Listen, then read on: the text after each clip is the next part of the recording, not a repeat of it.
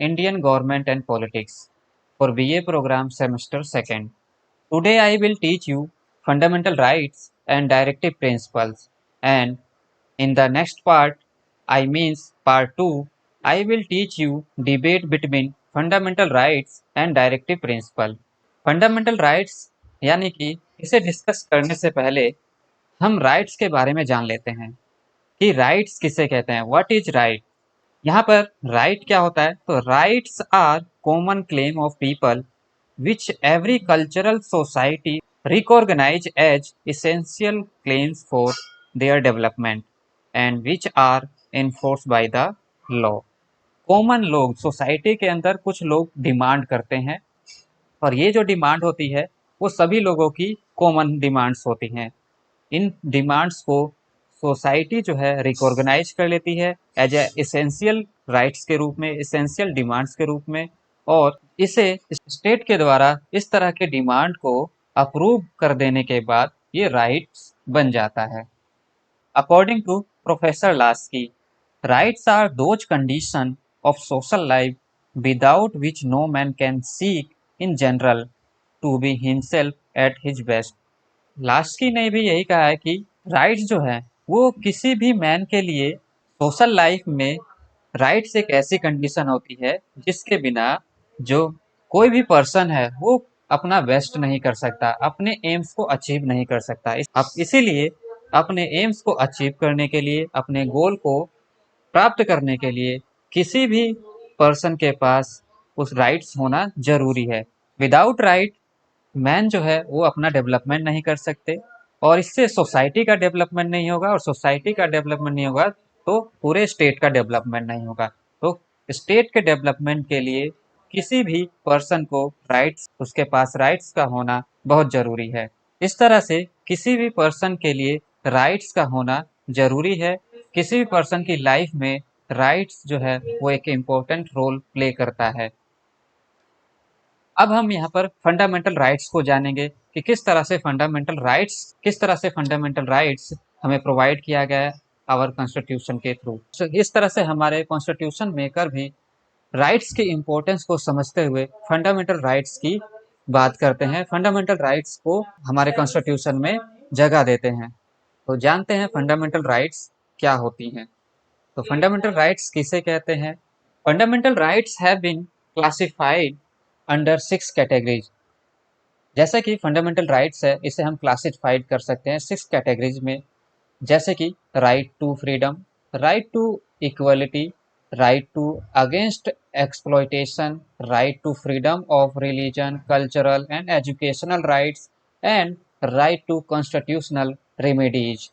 These fundamental rights हैं, इन्हें part 3 में इंक्लूड किया गया है, article 12 to 35। The constitution of India had 7 fundamental rights.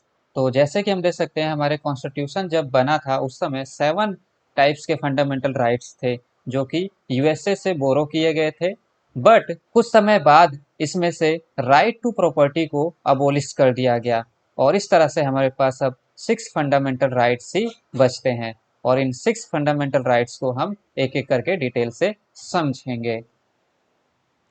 Article 14, right to equality. This article represents the idea of equality. The state shall not deny to any person equality before the law or the equal protection of the law. यानी कि सभी के लिए equal law होगा और सभी को equally protection provide किया जाएगा by state. Article 15 non discrimination की बात करता है और यहाँ पर हम देखेंगे कि स्टेट जो है किसी भी इंडियन सिटीजन्स के साथ जो है religion, caste, sex, place of work और एनी ऑफ देम पर इनमें से किसी भी आधार पर जो है उसके साथ डिस्क्रिमिनेट नहीं कर सकता और स्टेट्स को ये पावर है कि वो स्पेशल प्रोविजंस कर सकती है for women, children and backward classes of citizens, schedule caste, schedule tribes. इन सभी के लिए जो है स्टेट्स को ये पावर है के लिए इनकी कंडीशंस को इम्प्रूव करने के लिए स्टेट्स के पास राइट है कि वह स्पेशल लॉ बना सकती है। Article 16 equality of opportunity in public employment.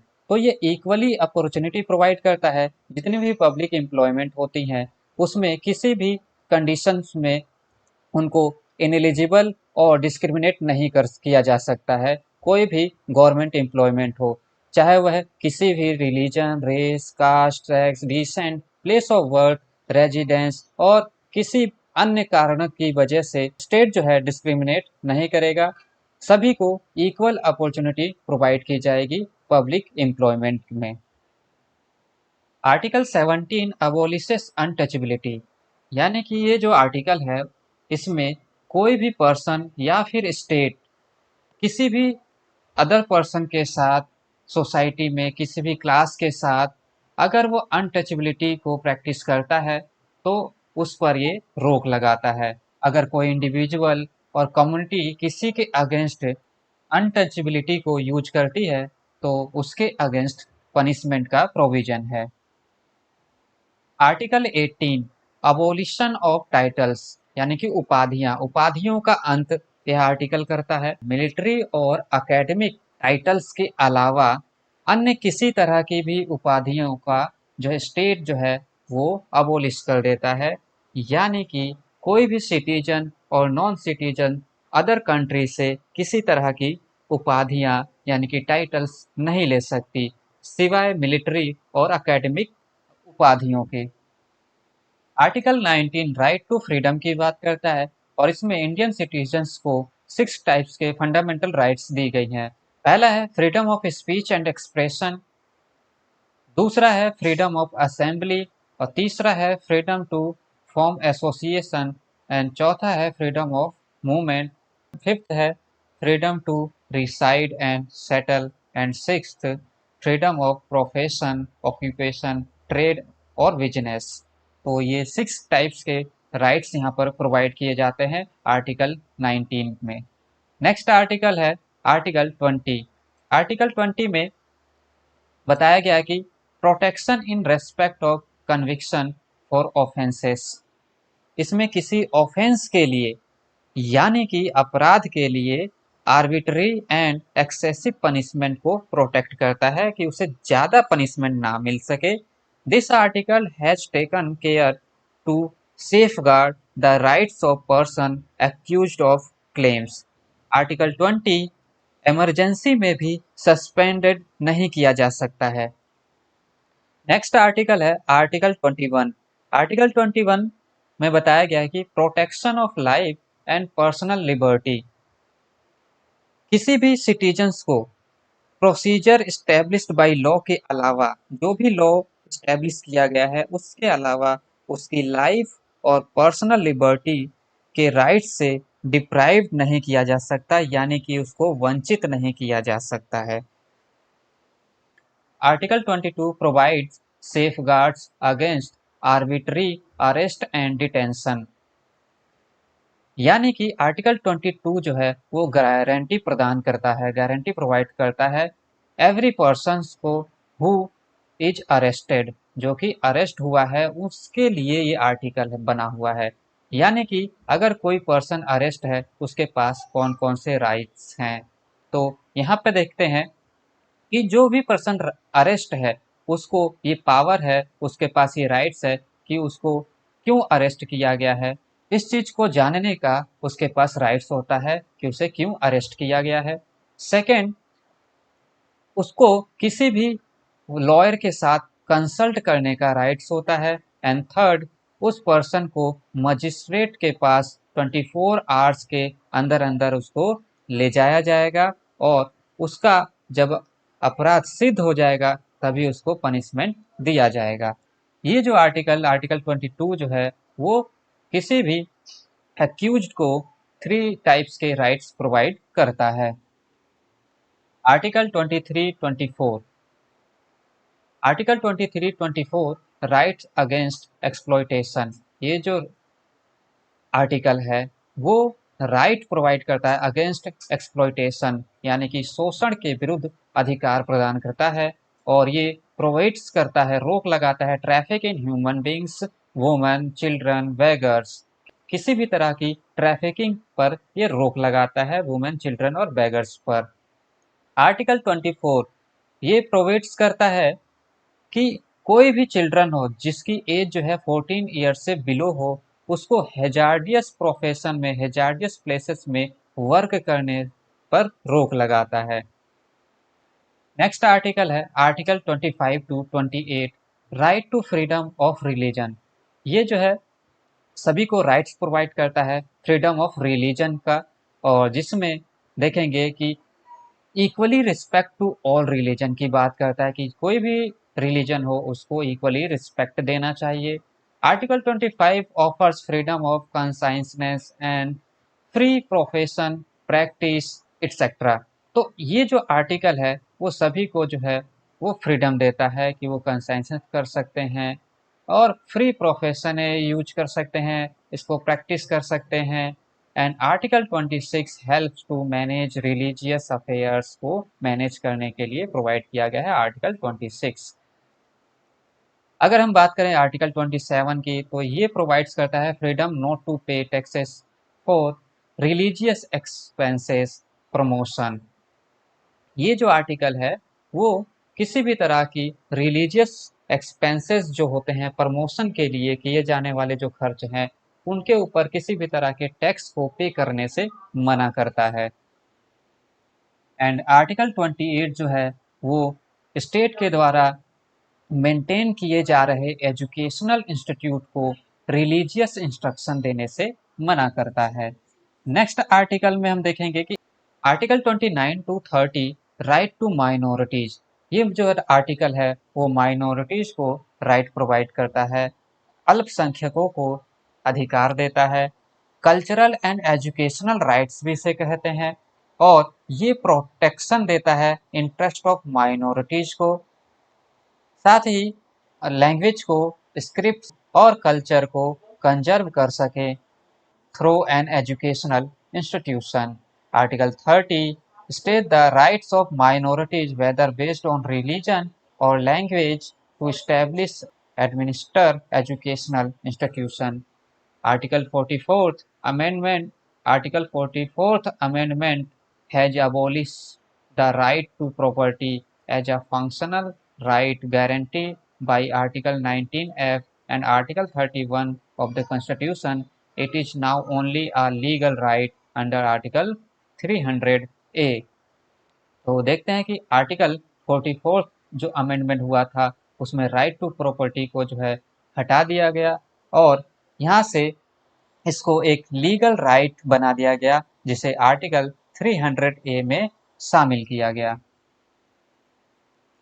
Article 32 to 35, इस आर्टिकल में देखेंगे कि राइट टू कॉन्स्टिट्यूशनल रेमेडीज, यानी कि किसी भी पर्सन का अगर फंडामेंटल राइट्स जो है वायलेट होता है, उसका वायलेशन होता है, तब यह आर्टिकल उसको गारंटी देता है कि right to move the supreme court, वह सुप्रीम कोर्ट की तरफ मूव कर सकता है और उसके बाद जो है सुप्रीम कोर्ट जो है उसके पास पावर है इशू को देखे और एग्जामाइन करे और फिर कोई ऑर्डर या रिट जो है वो एनफोर्समेंट कर दे।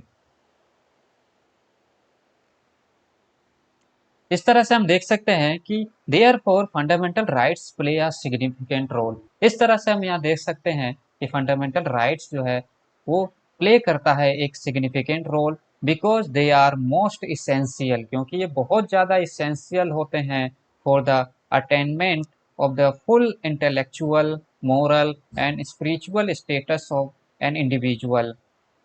इसीलिए फंडामेंटल राइट्स को कॉन्स्टिट्यूशन में इंक्लूड करने का जो ऑब्जेक्ट था वो था कि प्रिजर्व किया जा सके इंडिविजुअल लिबर्टी को, बिल्डिंग एंड इक्विटेबल सोसाइटी, ताकि इक्विटेबल सोसाइटी को बिल्ड किया जा सके और इस्टेब्लिश अ वेलफेयर स्टेट, और एक वेलफेयर स्टेट को इस्टेब्लिश किया जा सके।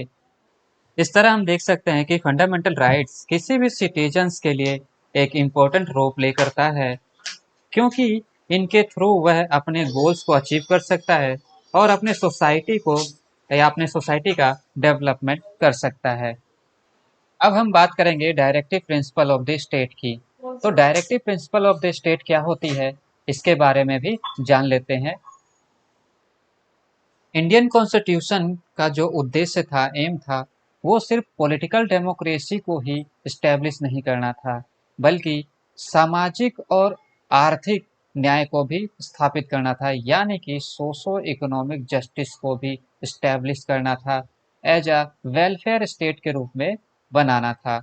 इसीलिए कॉन्स्टिट्यूशन मेकर्स ने डायरेक्टिव प्रिंसिपल को भी बनाया। Directive principle of the state, इसको कॉन्स्टिट्यूशन के पार्ट 4 में दिया गया है, जिसे directive principle of the state policy के रूप में जानते हैं।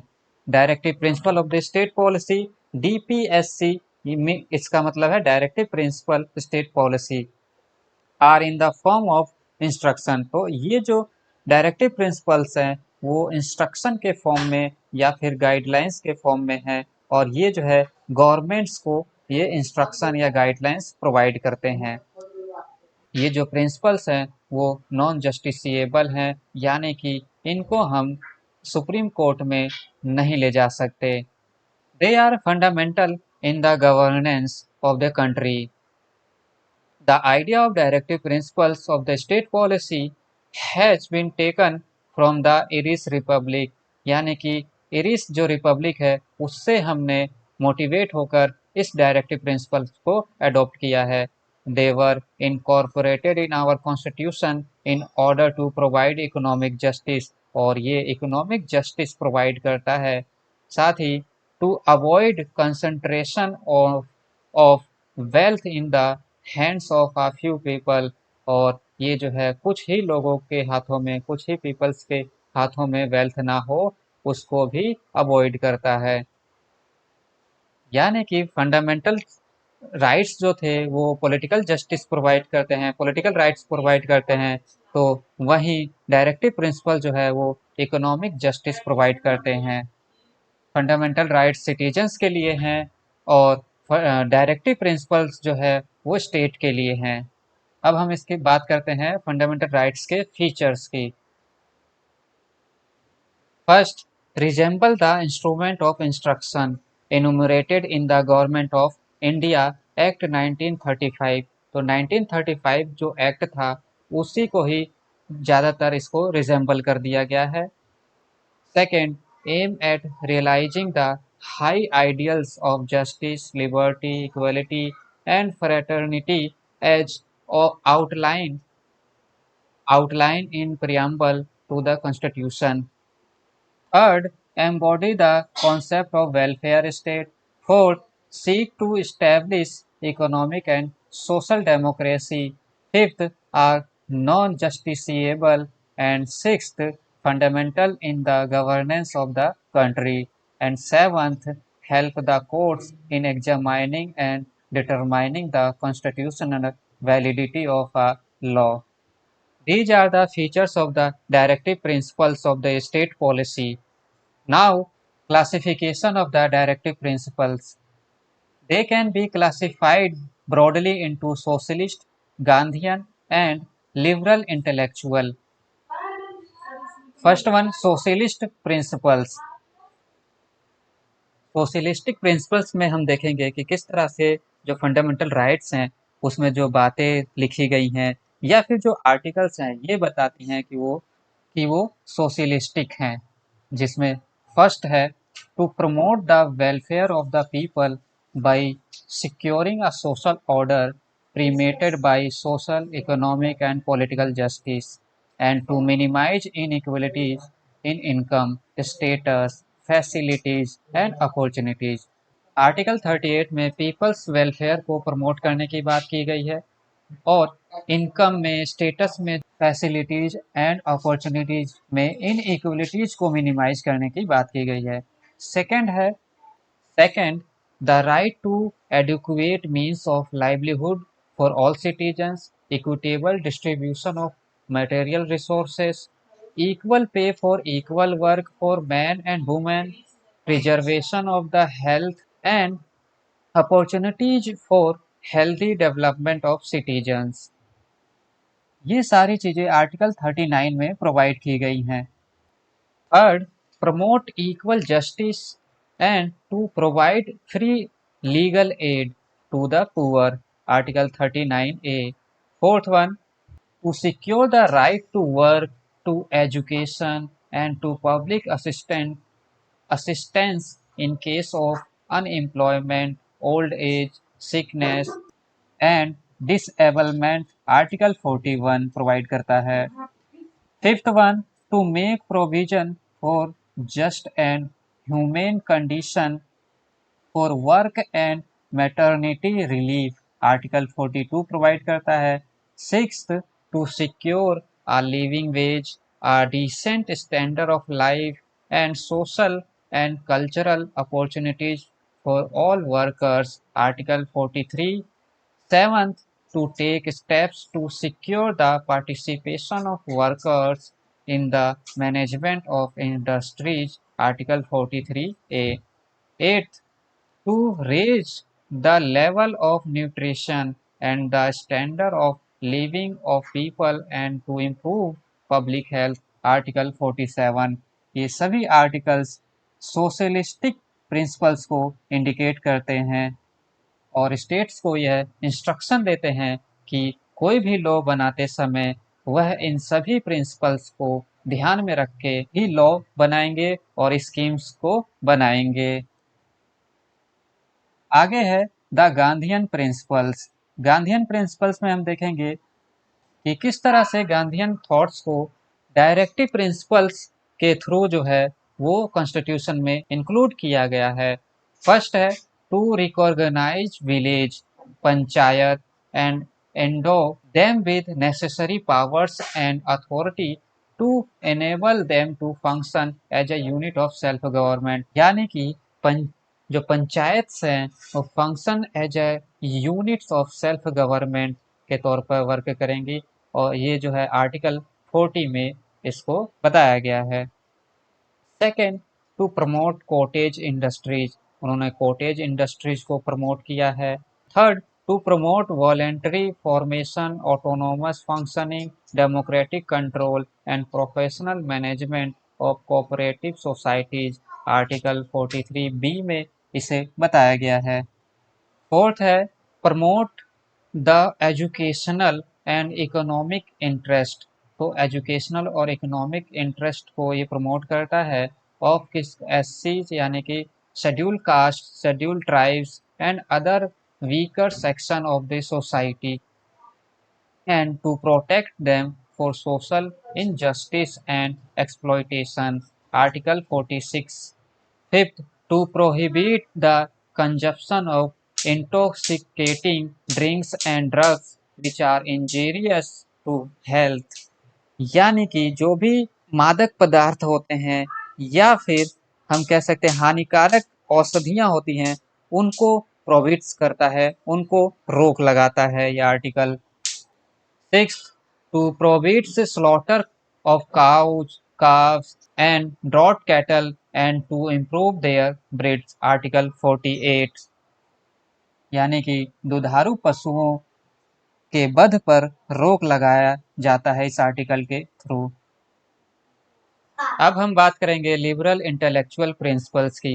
These principles represent the ideology of liberalism and direct the state to first, to secure for all citizens a uniform civil code, article 44। सभी सिटीजन्स के लिए एक जैसा यूनिफॉर्म सिविल कोड बनाया गया है। Second, to provide early childhood care and education for all citizen until they complete the age of 6 years, article 45 में बताया गया है। Third, to organise agricultural and animal husbandry on modern and scientific lines, article 48। Fourth, to protect and improve the environment and safeguard forest and wild life, तो environment protect की बात करता है, improve की बात करता है और फॉरेस्ट और वाइल्ड लाइफ को सेव करने की बात करता है article 48A। Fifth, to protect monuments, places and object artistic और historic interest which are declare to be of national importance, article 49। तो मोनूमेंट जो हैं, जो भी हिस्टोरिकल प्लेसेस हैं उनको प्रोटेक्ट की बात करता है। Six, to separate the judiciary from the executive, executive से जुडिशरी को अलग करने की बात की गई है आर्टिकल 50 में। And seven, to promote international peace and security की बात की गई है आर्टिकल 51 में। इस तरह से ये सभी प्रिंसिपल जो हैं वो हमें लिबरल थिंकिंग को इंडिकेट करते हैं, लिबरल थिंकिंग को बताते हैं। इस तरह हम देख सकते हैं कि directive principle of the state जो है वो स्टेट और सेंटर्स को कुछ इंस्ट्रक्शन प्रोवाइड करते हैं और इन इंस्ट्रक्शन को फॉलो करके वो अपने स्टेट में अपने सिटीजन्स के लिए वेलफेयर वर्क, इकोनॉमिक जस्टिस को मेंटेन करने की कोशिश करते हैं और सोसाइटी में इन इक्वलिटीज जो है उनको दूर करने की कोशिश की जाती है। इसके नेक्स्ट पार्ट में हम इन दोनों के बीच यानी कि फंडामेंटल राइट्स और डायरेक्टिव प्रिंसिपल्स के बीच क्या डिबेट